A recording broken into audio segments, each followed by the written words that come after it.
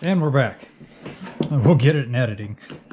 So evidently this high-end Snap-on tool insists to be only disassembled further by other Snap-on tools.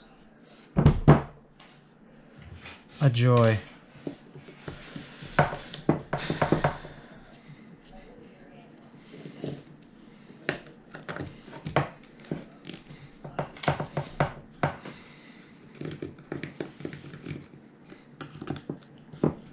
Did you get that one? Apparently they're trying to keep probably guys just like me out of here. Or places like Milwaukee, other places that are gonna dissect technology, rip it off and sell it for cheaper because they don't have the engineering input costs.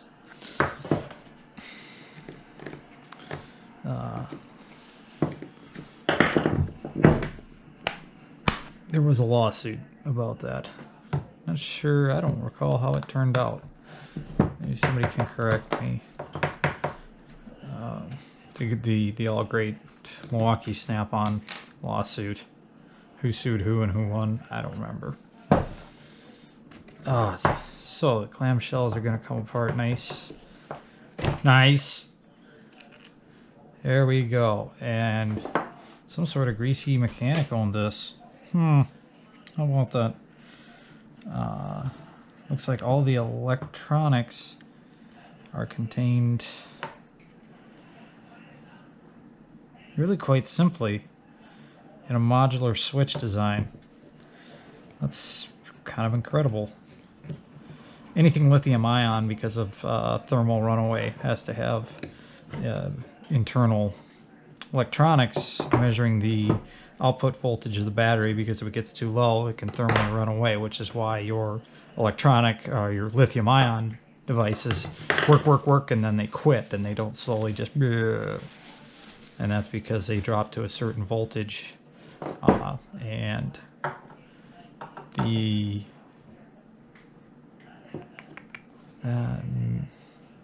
that's an interesting bonded plastic, like a Bakelite, and metal injected, I would say, ring gear. So they drop to a certain voltage and shut off, and that's a safety device, otherwise they can begin to thermally run away. This is heat sinking that we use to soak, which means there's going to be MOSFET transistors in here controlling the on-off action. Not much to see though. They did a very good job sealing away their technology. Soldered connections, but there's nothing present. These two leads here, you got your hot and your return for the battery leads, and then you've got balance and sense leads here. These are what communicate with the electronics in the battery.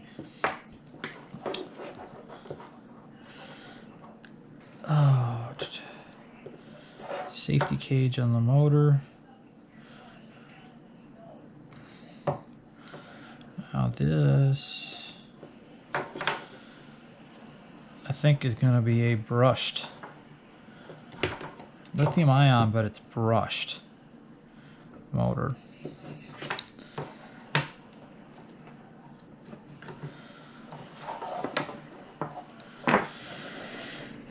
Which is very interesting indeed. Boy, they really did not want me in here. Well, you know what they say, if it don't go, force it.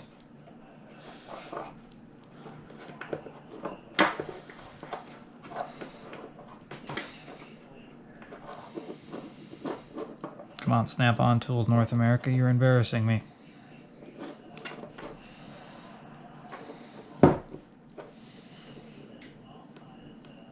Okay, we're gonna have to split this.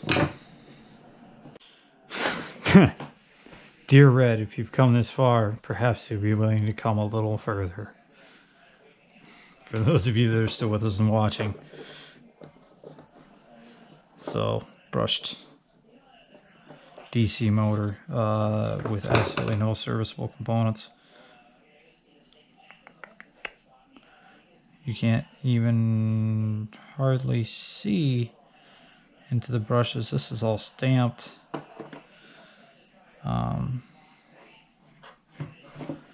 Well, we're gonna go for broke.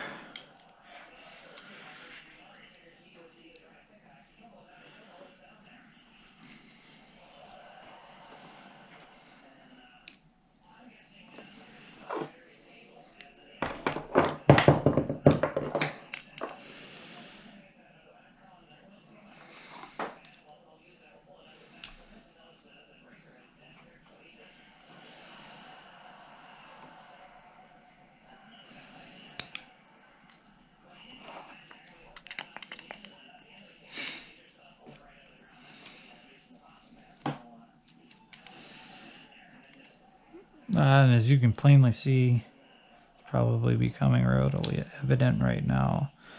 I am not trained in these matters.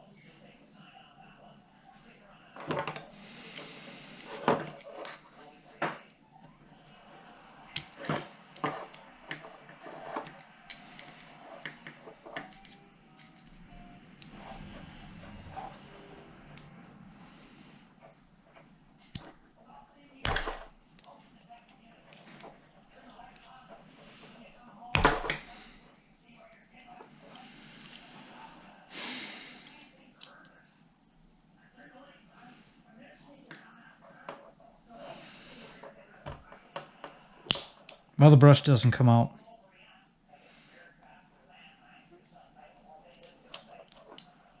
I thought maybe the holder would. So absolutely nothing comes out of here. No serviceable components. That's incredible. Thank you, Snap-on. Wow.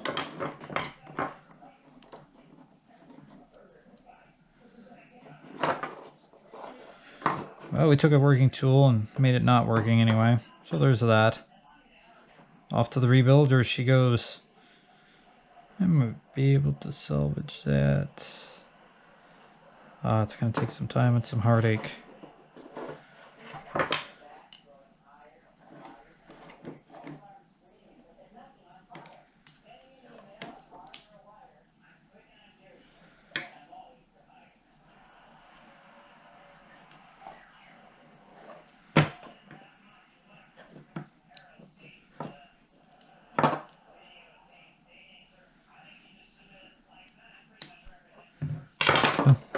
There you go, the basic ins and outs of the Snap-on CT8810.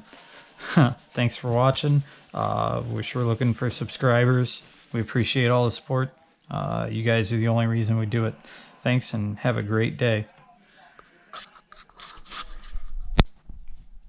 Okay, so as you can see, first little bit of footage there somehow did not get recorded, so I wanted to show you guys the hammer housing, where all the work gets done. So we're going to pull that apart, and I want to show you a couple things here.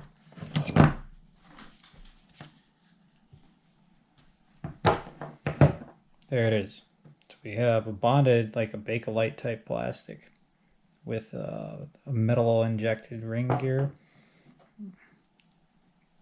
3-gear planetary set, so the motor spins at high speed, low torque, and the planetary set slows it down, increases the torque, and that's how you get the power out of these things.